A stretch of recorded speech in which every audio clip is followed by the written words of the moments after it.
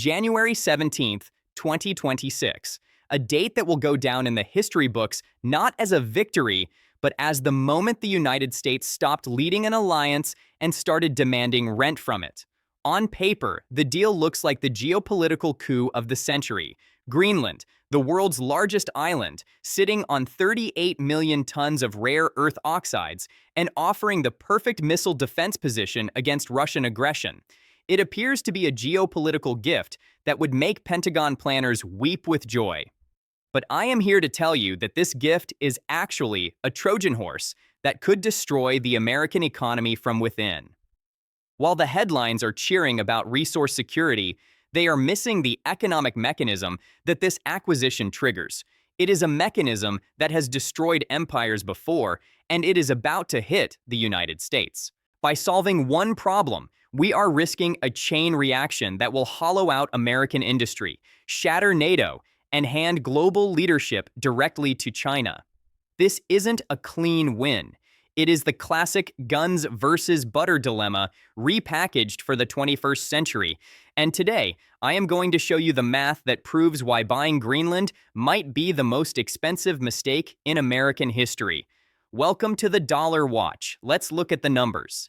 To understand why everyone has suddenly started talking about Greenland, we have to look beyond the ice and focus on the periodic table, specifically the Kvanefjeld project in southern Greenland. This site sits on one of the largest undeveloped rare earth deposits on the planet. Nearby, the Tanbreez project holds heavy rare earths, dysprosium, terbium. These are elements you have likely never heard of, but they are the specific materials that make everything from F-35 fighter jets to Virginia-class submarines actually function. Without them, the U.S. military is essentially a collection of expensive metal that cannot operate. Here are the numbers that matter right now. China currently controls between 80 and 90% of global rare earth processing. Note that I said processing, not mining. That is the strategic choke point. In a serious conflict, Beijing could strangle American defense production within months simply by cutting off the supply of processed oxides. Greenland changes that calculus completely. It contains approximately 1.25% of global rare earth reserves, which sounds small until you realize it ranks 7th worldwide and holds the largest undeveloped heavy rare earth deposits in existence. But it is not just rare earths. The U.S. Geological Survey estimates there are 7.8 billion barrels of oil and over 91 trillion cubic feet of natural gas sitting in the West Greenland East Canada province. Now, do the strategic math. If the United States controlled these deposits, it could theoretically supply the military-industrial complex's needs for a century. No more dependence on a rival power for the materials that build stealth bombers. That is the pitch. That is why this administration is pushing so hard. But resources are only half the equation. There is something most people do not think about when they look at a flat map. The Earth is not a sphere. It is an oblate spheroid, flattened at the poles. This geometric fact has massive military implications. If Russia launches an ICBM, or more critically, a hypersonic glide vehicle, toward the continental United States, the shortest path isn't over the Pacific or the Atlantic. It is straight over the Arctic Circle, directly over Greenland. Thule Air Base, now renamed Pituffik Space Base, sits at the top of Greenland. It houses the 12th Space Warning Squadron and operates an upgraded early warning radar capable of detecting incoming threats 3,000 miles out. In an era of hypersonic weapons, where the time to target has shrunk from 30 minutes to potentially 10 minutes, that radar is the difference between a response and total annihilation. Greenland isn't just a resource play, it is the front porch of North American defense. The administration knows the history, and they are counting on it to sell this deal to the public. In 1867, Secretary of State William Seward purchased Alaska from Russia for $7.2 million. The press called it Seward's Folly, a frozen wasteland. Today, Alaska produces oil and strategic positioning, and nobody questions whether it was worth it. In 1803, Thomas Jefferson purchased the Louisiana Territory from Napoleon, doubling the size of the nation overnight. This administration wants to stand in that lineage: Jefferson, Seward, and now them. However, here is the problem with that framing. Both Alaska and Louisiana were purchased from willing sellers. Russia wanted out of Alaska. Napoleon was desperate for cash to fund his European wars. The transactions were clean. Greenland, however, is not for sale. Denmark has said no. The Greenlandic government has said no. The populations of both countries oppose it. When you cannot buy something, but you try to take it anyway through economic coercion, that isn't vision. That is something else entirely. European diplomats are already calling it Crimea 2.0. And that comparison should terrify anyone who cares about American moral authority. This brings us to the part that keeps me up at night, the economic consequence that almost nobody is talking about. Let's assume, hypothetically, that the United States successfully acquires Greenland through purchase, coercion, or whatever mechanism. We get the territory, we get the resources, and we start developing those rare earth mines. What happens next? Economists have a name for it: Dutch disease, and it has killed more economies than most wars. To understand Dutch disease, we have to look back to 1959. The Netherlands discovered the Groningen gas field, one of the largest natural gas deposits in the world. It seemed like a windfall, a national celebration of easy money. But within a decade, Dutch manufacturing was collapsing. Unemployment rose, the currency strengthened, and export industries that had nothing to do with gas couldn't compete on global markets anymore.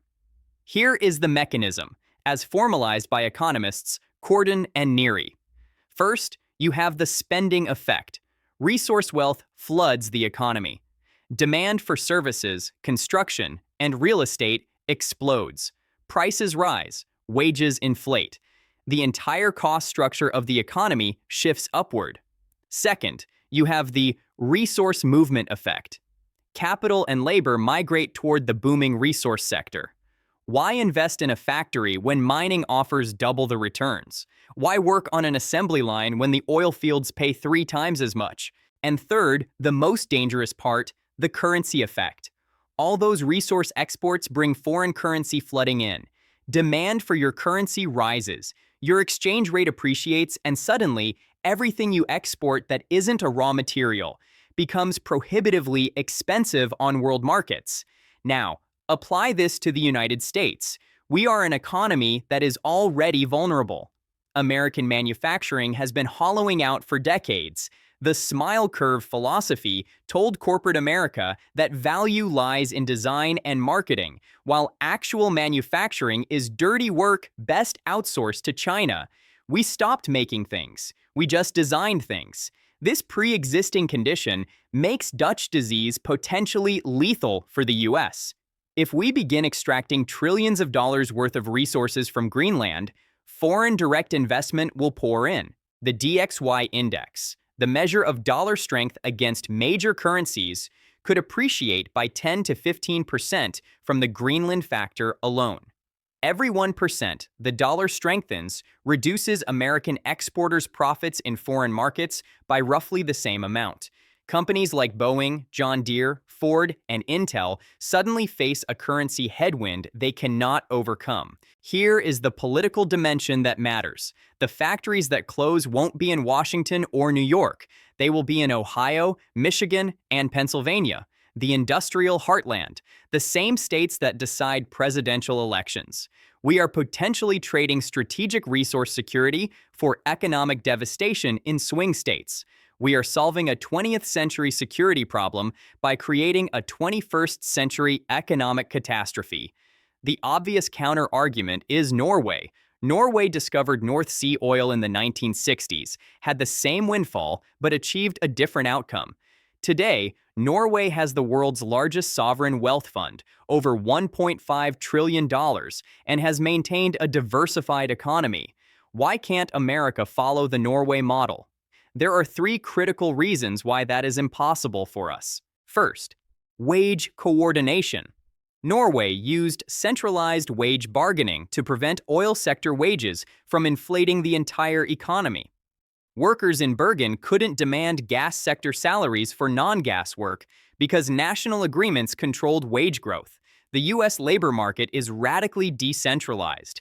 High wages in Arctic extraction would immediately ripple through the service economy, inflating costs everywhere. Second, fiscal discipline. Norway invested its surplus abroad. The fund is explicitly prohibited from investing domestically because doing so would cause inflation. The United States runs chronic deficits. We do not save windfalls. We spend them, often before they arrive. The political pressure to use Greenland revenues for immediate consumption, tax cuts or stimulus, would be overwhelming. Third, institutional capacity. Greenland's entire workforce is approximately 36,000 people. A single mine project requires 5,000 workers during construction. We would have to import a labor force larger than the native population, creating social pressures and administrative burdens that make resource extraction look more like colonial administration. Norway succeeded because it had institutions designed to prevent Dutch disease before the oil arrived. The United States does not have those institutions, and we are not going to build them. That means the disease would spread. Let me shift from economics to something equally quantifiable: alliance mathematics. Think of NATO not as a military organization, but as a system of trust transactions. Each member pays into the system: defense spending, troop commitments, intelligence sharing, and receives security guarantees in return. The value of those guarantees depends entirely on credibility. Game theorists call this the shadow of the future. I cooperate with you today because I expect our relationship to continue tomorrow. If I think you might betray me next year, my incentive to cooperate now collapses. What the tariff ultimatum did regarding Greenland was change the shadow of the future for every NATO ally. Denmark is a small country with a population of 5 million. It cannot resist American economic pressure indefinitely. But here is the game theory. Every other NATO ally watched what happened. They observed the United States treating a founding alliance member as a vassal state, demanding territorial tribute in exchange for trade access. The rational response for Germany, France, and Poland is to hedge. If America will coerce Denmark over Greenland, what stops them from coercing Germany over trade policy? The European response has been swift. The anti-coercion instrument, a mechanism the EU designed specifically to counter Chinese economic pressure, is now being discussed as a tool against the United States. The irony is not lost on anyone in Brussels. The comprehensive US-EU trade agreement signed just months earlier is effectively dead. France is accelerating its strategic autonomy doctrine, the idea that Europe must develop independent military capabilities rather than relying on American guarantees. We aren't losing an alliance in a dramatic collapse. We are watching it hollow out from within, trust transaction by trust transaction. While Washington obsesses over Arctic ice, Beijing is executing a different strategy entirely. The defining metric of 2026 isn't military power or economic size. It is something simpler: consistency. For decades, the United States accumulated what I call trust capital. That capital allowed us to build coalitions and set global rules. We are liquidating that capital at an astonishing rate. China's pitch to the global South isn't ideological. It isn't join communism. It is pragmatic. We don't change our deals every election cycle. We don't threaten tariffs when you disagree with us. We build ports and railways. Look at Indonesia. Washington demanded a 32% tariff reduction and political concessions. Indonesia responded by speeding up integration with China. Look at Brazil. 10 years ago, it took a year for Brazil to export $1 billion of goods to China. By 2026, that volume moves every 72 hours. That isn't a trade relationship. That is economic gravity. Even Saudi Arabia, historically one of America's closest partners, is hedging. The kingdom has begun settling energy transactions in renminbi and issuing panda bonds to access Chinese capital markets. Why? Because the Saudis can do basic math. A partner who threatens tariffs over political disagreements is a partner who might weaponize the dollar against you next. Better to diversify. The ultimate irony of the Greenland Trap is this: By obsessing over potential rare earth deposits, we are losing the actual battle for global influence. We are fighting for the map, while China is redrawing the trade routes. Here is the conclusion I have reached after examining the balance sheet. Buying Greenland solves a 20th century security problem. Resource independence, territorial buffers, missile defense. These are Cold War concerns wearing 21st century clothing. But in solving that problem, we create 21st century catastrophes. Industrial decline through currency appreciation, alliance fragmentation through coercive diplomacy, and global realignment through demonstrated unreliability. We would gain the high ground of the Arctic while surrendering the high ground of economic competitiveness and moral authority. The Greeks didn't conquer Troy by offering a gift. They conquered it because the Trojans wanted the gift so badly they stopped calculating the cost. 38 million tons of rare earth oxides, 7 billion barrels of oil. It looks like a prize, but the math says it is a trap. What I have learned analyzing geopolitical systems is that the most dangerous moves in international relations aren't the obvious aggressions. They are the gifts that seem too good to refuse. Greenland is that gift. The question isn't whether America can take it. The question is whether America can afford what it costs, not in dollars, but in everything else that makes a superpower actually super. Subscribe to the Dollar Watch if you want to understand the calculations behind the headlines. I'll see you in the next video.